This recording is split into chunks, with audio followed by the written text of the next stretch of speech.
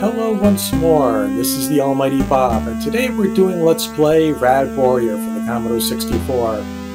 Rad Warrior originally came out in Europe in 1986 by Palace Software under the name of the Sacred Armor of Antirad. It was brought over to the US by Epos Games in 1987 under their Max Out series, along with titles like Coil Cop, Boulder Dash Construction Set, and the ever-popular Spy vs. Spy 3 Arctic Antics. The only real difference between Rad Warrior and Sacred Armor of Antirad is just the title screen, otherwise it's the exact same game. We start off in the jungle and immediately we can tell that we're in deep, deep trouble because everything is equipped with scary, unhappy faces. Even the trees and the acid rain that falls on our head is equipped with scary, unhappy faces. Now whoever sent us on this quest really wanted to make sure we succeeded because they gave us nothing to start off with. No loincloth, not even some freaking D-cells to power the display on the bottom of the screen. Of course, if saving the world were as simple as pushing a button, we would never get invaded and wouldn't have all our great sci-fi movies. But no need to fear, about a half dozen screens in, we found the armor. Nope, unfortunately it's not game over. The people at Max Out aren't that nice to us. It does let us power up the display at the bottom of the screen, but other than that we can't do much. We can't even fly around this thing because we don't have the anti-gravity boots. So since we're safe in the armor can regenerate our health, we're just going to sit here for a little while and power back up.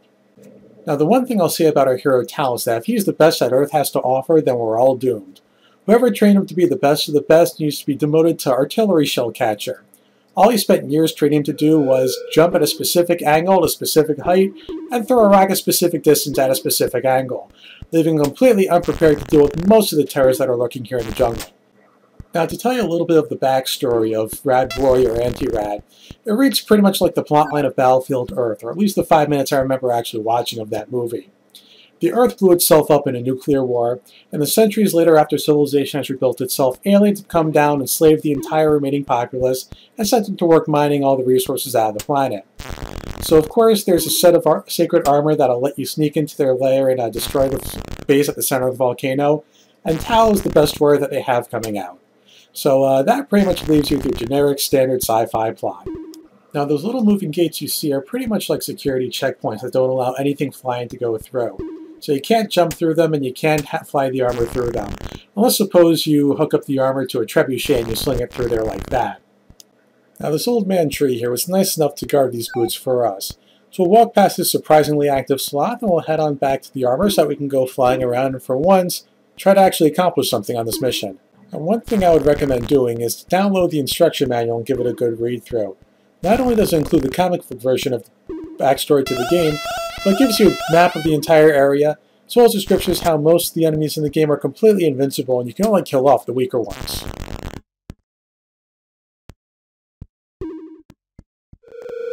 And with the anti-grav boots installed, we can now kiss the jungle goodbye and go on to bigger and better things. There's really no sense in doing anything but taking a direct path to all the items that we need to finish the game. That's because there's very few health items off the beaten path, there's no high score table to speak of, and all you're going to do is just prolong your pain and suffering longer than it necessarily has to be. Over here to the right, we're going to find our second item, which is the pulsar gun. The pulsar gun is our way of defending ourselves inside the armor. It doesn't suck nearly as bad as the rocks do, maybe only about 3/4 of the way. It's twice as powerful so it can destroy all enemies in one hit, and fortunately it travels in a straight line to either the left or the right. Two things to take note of while piloting the armor. First is that the armor itself has to be made out of the same substance that the blue springy walls in Scorched Earth are, because this armor would like to bounce off of anything and everything at very high rates of speed and really bad angles. The other is that the armor itself maneuvers like a wounded water buffalo that's been launched to 0G, only after it's spent 3 hours in the gravitron. That's because with the way this thing maneuvers, unless you're traveling nothing but straight lines, you're going to feel like you've been driving drunk for the past 16 hours. To get our next item, we're going to have to take a stroll outside the armor because that gate blocks the flying progress. Now the little circular gauge on the right hand side tells us the radiation level. We're at level 2, meaning that we're going to slowly take damage as long as we're outside the armor, so we got to make this quick. Whoops, we're dead. Guess it's game over. Nah, I'm just kidding. You actually get 3 lives in this game. And this is the only point we're going to need to use any of them. If you're the least bit capable at this game, you'll be able to get the entire first part without losing up one of your lives. By the display at the bottom you can see we've picked up the implosion mine, which is what we need to destroy the base at the very end. You get all the way through to the end of the game without the implosion mine, it's just going to make you go all the way back to pick it up, which is incredibly hard because you won't have any sort of energy pickups for the armor by that point. Dragon heads are very tough to negotiate when there's any sort of a corner involved. The best bet in a situation like that is just to try to take the straight line and go through another loop.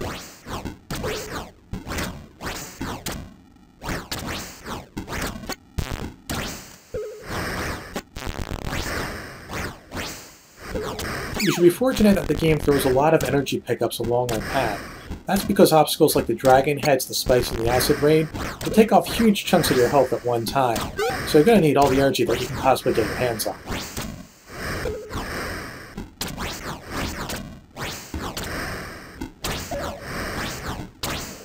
This is the part of the game that makes you wonder if every morning at Palace Software started off with 6 or 7 shots of Jägermeister.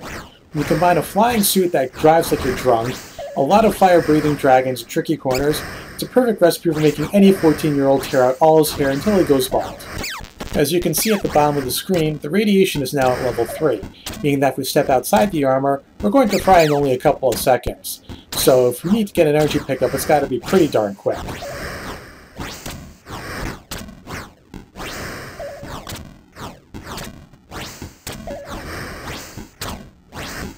Here I make the genius decision that since I'm only about half energy, I'm going to go and grab that energy cell.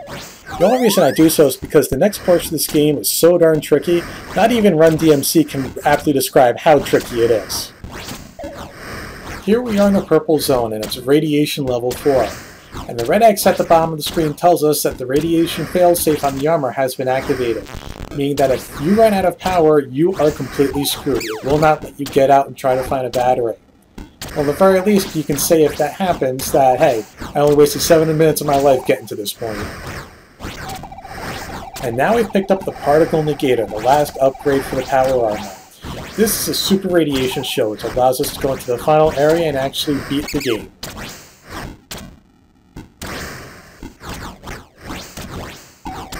It's a good thing that they give us a battery here, because I can't tell you how many times I've lost just trying to get that particle shield. I'm not going to go so far as to say that Palace Software hates gamers. I'm going to say that they want to try to make things as obscenely difficult as possible.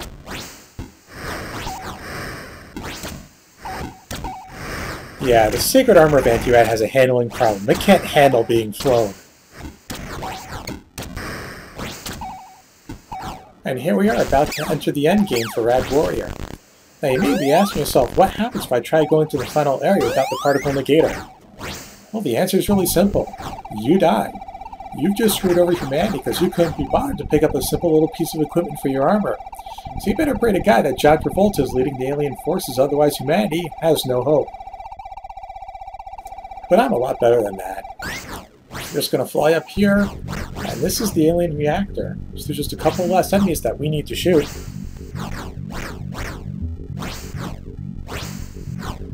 And then we just fly up here to the top, where all you have to do is land on the center platform, and that sets off the implosion mine.